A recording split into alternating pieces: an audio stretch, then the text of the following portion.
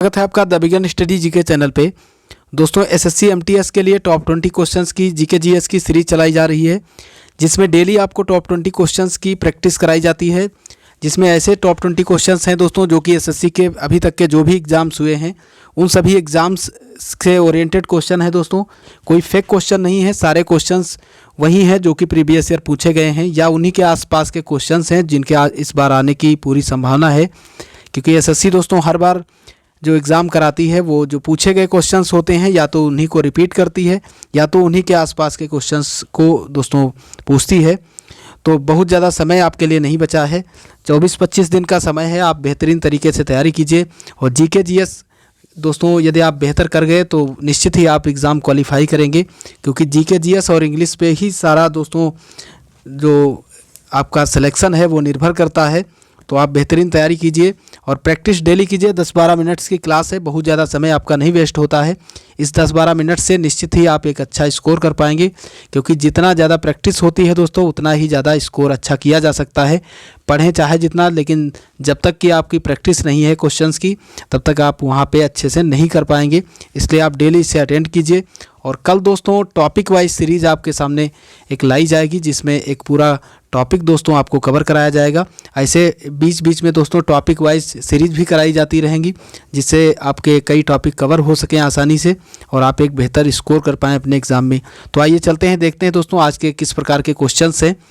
और जो भी क्वेश्चंस आपको नया लगे उससे ज़रूर आप नोट कीजिएगा अपनी कॉपी पे और दोबारा उसे पढ़िएगा ज़रूर। दोस्तों आज का पहला प्रश्न है, भारत की प्रमुख खाद्य फसल निम्नलिखित में से कौन सी है? गेहूं और बाजरा, चावल और गेहूं, बाजरा और सोरगम, चना और बाजरा। इसमें से कौन सी दोस्तों भारत की जो प्रमुख खाद्य फसल है वो आपको बताना है। तो इसमें से जो चावल और गेहूं दोस्तों है ये भारत की एक प्रमुख फसल है। चावल उत्पादन में दोस्तों पश्चिम बंगाल जो है, पश्चिम बंगाल का दोस्तों फर्स्ट नंबर है, आप इसे याद रखिएगा। अगला क्वेश्चन है दोस्तों दूसरा वाला, भूकंप में धरातली तरंगे होती हैं, एल तरंगे, प्राथमिक एवं गौड़ तरंगे, गौड़ तरंगे, प्राथमिक तरंगे। तो इस क्वेश्चन में आपको बताना है जो भूकंप आते हैं उसमें जो धरातली है, ज़मीन से टच करती हुई तरंगे दोस्तों आती हैं, उन तरंगों को क्या कहते हैं? प्राथमिक तरंगे या दोस्तों एल टाइप की तरंगे, गौड़ तरंगे, या फिर प्राथमिक एवं गौड़ तरंगे। तो उन तरंगों को कहा जाता है एल तरंगे कहा जाता है। बहुत ही अच्छा क्वेश्चन है, आप इसे याद रखिएगा। ऑप्शन ए इसका बिल्कुल राइट हो जाएगा। अगला क्वेश्चन देखते हैं, निम्नलिखित नदियों में से कौन सी सबसे लंबी नदी है? Amazon, Lena, Congo, Amur. तो आप सभी को पता है दोस्तों अमेजन नदी जो है वो सबसे लंबी नदी है इनमें से।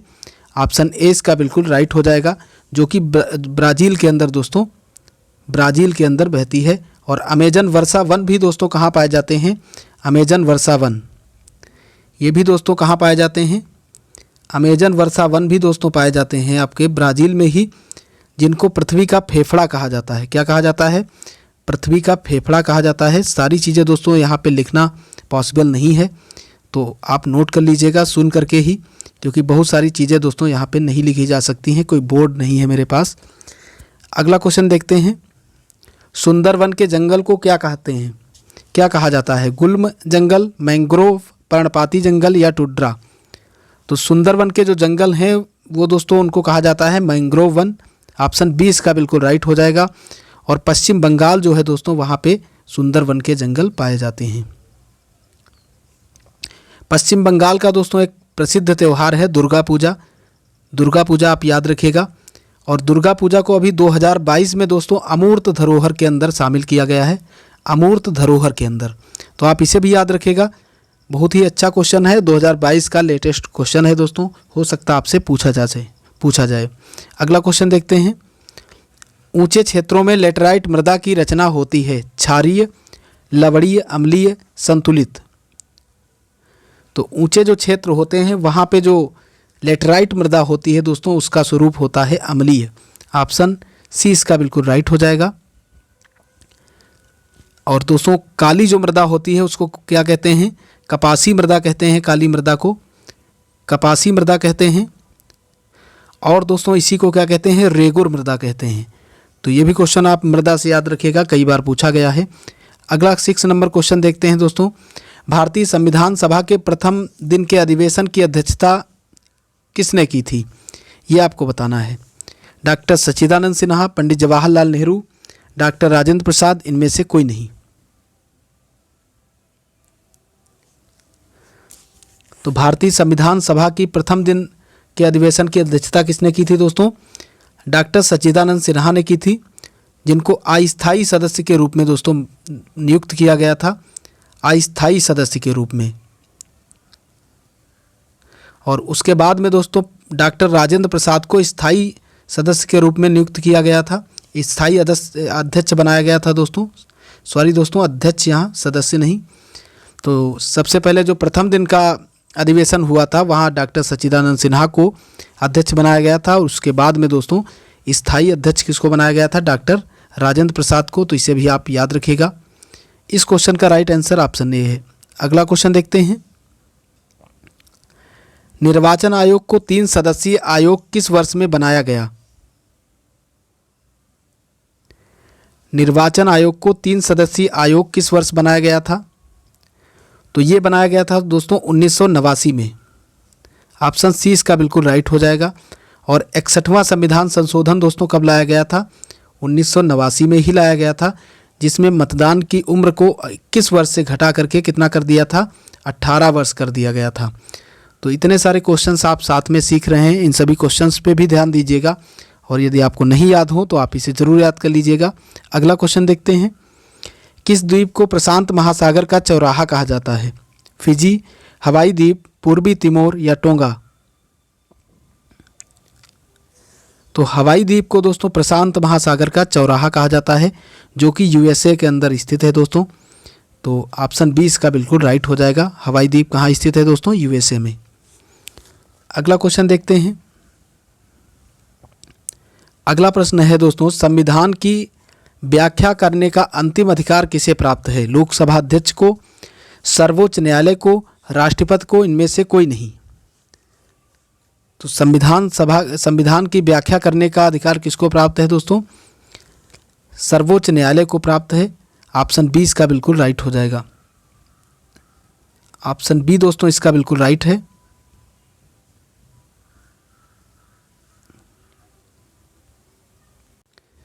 इस क्वेश्चन का जो राइट आंसर है वो है दोस्तों ऑप्शन बी। अगला क्वेश्चन देखते हैं। अनचाहे ईमेल को सामान्यतः क्या कहा जाता है? Bulk email, spam email, trace email या वायरस ईमेल? तो अनचाहे ईमेल को दोस्तों स्पैम ईमेल के नाम से जाना जाता है। ऑप्शन बी इसका बिल्कुल राइट है। अगला क्वेश्चन देखते हैं। विश्व का सबसे पुराना वेब ब्राउज़र कौन सा है? Bulk email, spam email, trace email या वायरस ईमेल? तो इस क्वेश्चन के दोस्तों ऑप्शन में थोड़ी सी त्रुटि है, इसलिए इस क्वेश्चन को आप कैंसिल कर दीजिएगा। अगला क्वेश्चन देखते हैं। सेम दोस्तों क्वेश्चन नंबर 10 के यहाँ पे टाइप हो गए हैं जो ऑप्शन है। अगला क्वेश्चन देखते हैं। कंप्यूटर में डाटा दर्ज करने के लिए किसका उपयोग किया जाता है? इनपुट डिवाइसेस का, आउटपुट डिवाइसेस का, एप्लीकेशन प्रोग्राम का या कंट्रोलर का? तो दोस्तों कंप्यूटर में जो डाटा होता है उसको दर्ज करने के लिए इनपुट डिवाइसेस का उपयोग किया जाता है। ऑप्शन ए इसका बिल्कुल राइट हो जाएगा। और भारत में जो सुपर कंप्यूटर के जनक हैं दोस्तों, भारत में सुपर कंप्यूटर के जनक वो कौन है दोस्तों? सुपर कंप्यूटर के जो जनक हैं वो हैं दोस्तों विजय भटकर। इसे भी आप याद रखिएगा, कौन है? विजय भटकर। अगला क्वेश्चन देखते हैं।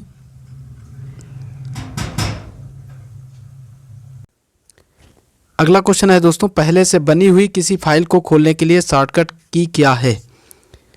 तो उसके लिए दोस्तों किसका यूज किया जाता है? Ctrl+O का दोस्तों यूज किया जाता है। ऑप्शन बी इसका बिल्कुल राइट हो जाएगा। अगला क्वेश्चन देखते हैं। भक्ति आंदोलन का उल्लेख सर्वप्रथम किस में मिलता है?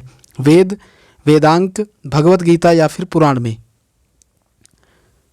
तो भक्ति आंदोलन जो है दोस्तों उसका सर्वप्रथम वर्णन कहाँ मिलता है? भगवत गीता के अंदर मिलता है। ऑप्शन सी इसका बिल्कुल राइट हो जाएगा। अगला क्वेश्चन देखते हैं। अगला प्रश्न है दोस्तों, नागरहोल नेशनल पार्क किस राज्य में है? तो नागरहोल दोस्तों नेशनल पार्क जो है वो कहाँ पे है? कर्नाटक के अंदर स्थित है। ऑप्शन बी इसका बिल्कुल राइट हो जाएगा। और बांदीपुर नेशनल पार्क भी दोस्तों कहाँ पे है? बांदीपुर नेशनल पार्क भी दोस्तों कहाँ पे है?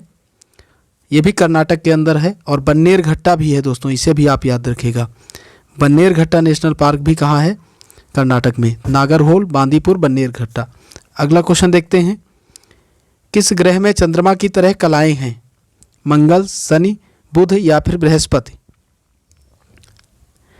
तो दोस्तों इसमें से जो राइट आंसर है वो है बुध। बुध के पास में भी दोस्तों चंद्रमा की तरह कलाएं होती हैं। ऑप्शन सी इसका बिल्कुल राइट हो जाएगा। अगला क्वेश्चन देखते हैं, भारत में पहला समाचार पत्र किसने शुरू किया? टाइम्स पांड्या ने, चार्ल्स ब्रेक ने, जेम्स हिक्की ने, आर.जी. राघवन ने? तो भारत में पहला समाचार पत्र दोस्तों किसके द्वारा शुरू किया गया था? जेम्स हिक्की ने दोस्तों, जेम्स ऑगस्टस हिक्की के द्वारा। ऑप्शन सी इसका बिल्कुल राइट हो जाएगा। अगला क्वेश्चन देखते हैं, किस युद्ध में बाबर ने तोपखाने का इस्तेमाल किया था? हल्दी घाटी का युद्ध, पानीपत का प्रथम युद्ध, पानीपत का द्वितीय युद्ध? सभी विकल्प सही हैं।